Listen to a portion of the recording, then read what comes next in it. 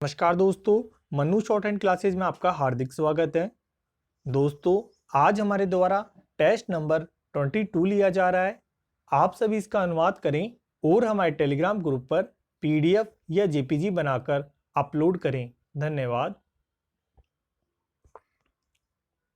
Dictation start होगी 100 शब्द प्रति मिनट ठीक 3 सेकंड बाद।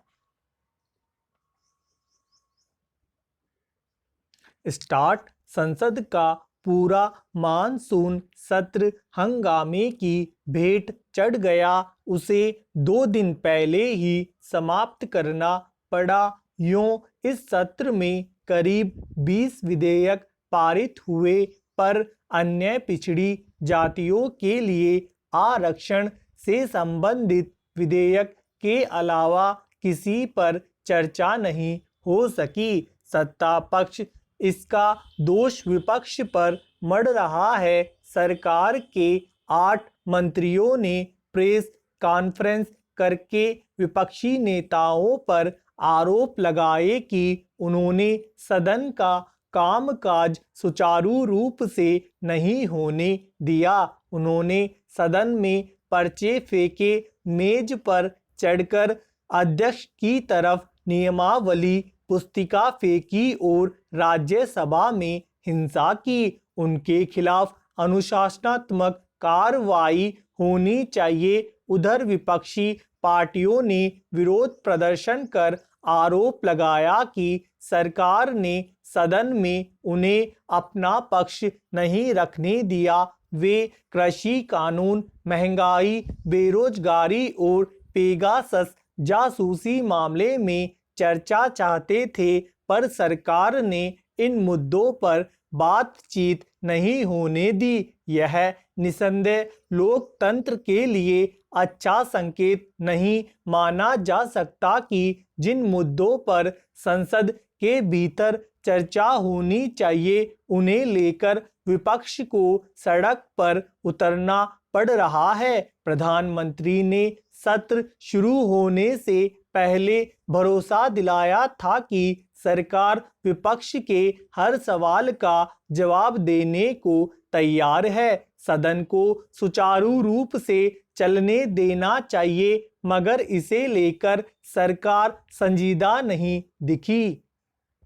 हालांकि यह पहली बार नहीं है जब कोई सत्र बिना जरूरी कामकाज के समाप्त हो गया। पिछली सरकार के समय 2G स्पेक्ट्रम और कोयला खदानों के आवंटन में कई कथित अनियमितताओं को लेकर विपक्ष ने इसी तरह हंगामा किया था और करीब 2 सत्र हंगामे की भेंट चढ़ गए। जबकि उस बार ऐसा नहीं कि सरकार विपक्ष के सवालों का जवाब देने को तैयार नहीं थी, मगर इस बार कुछ नई बातें भी हुई। विपक्षी नेताओं पर काबू पाने के लिए राज्यसभा में मार्शल बुलाए गए। उन्होंने प्रतिनिधियों पर बल प्रयोग किया। इसमें कुछ सांसदों को चोटें भी आई।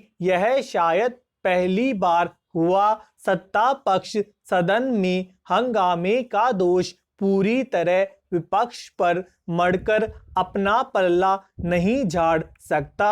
अक्सर हंगामे की जड़ में सरकार का रवैया होता है। अगर सरकार विपक्ष की बात सुनने को सचमुच तैयार होती तो उन्हें सवाल पूछने का मौका देती।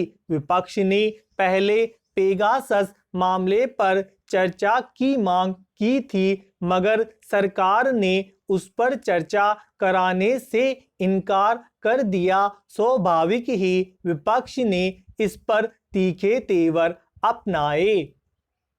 हालांकि यह पहली बार नहीं है जब सरकार ने बिना चर्चा के सदन में कानून पारित करवा लिए। पहले भी कई संवेदनशील विषयों पर बने कानून इसी तरह पारित कराए जा चुके हैं। इसका सबसे ज्वलंत उदाहरण 3 कृषि कानून है। लोकसभा में सत्ता पक्ष का बहुमत है वहां उसे कानून पारित कराने में कोई अड़चन नहीं आती। राज्यसभा में उसे संघर्ष करना पड़ता है। कृषि कानूनों पर राज्यसभा में बहस नहीं होने दी गई। यहाँ तक कि राज्यसभा उपाध्यक्ष ने भी सत्ता पक्ष का साथ दिया। इसके विरोध में विपक्ष के नेताओं ने संसद परिसर में धरना दिया मगर सरकार बहस को तैयार नहीं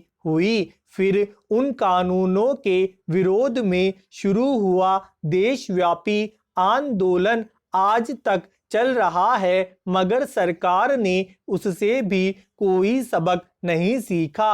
अगर सचमुच वह लोकतांत्रिक मूल्यों की हिमायती होती और सदन में चर्चा कराना चाहती तो उसे उन विषयों को पहले पटल पर रखने में शायद कोई दिक्कत न होती जिन पर विपक्ष चर्चा कराना चाहता था। धन्यवाद दोस्तों, लाइक और शेयर जरूर करें।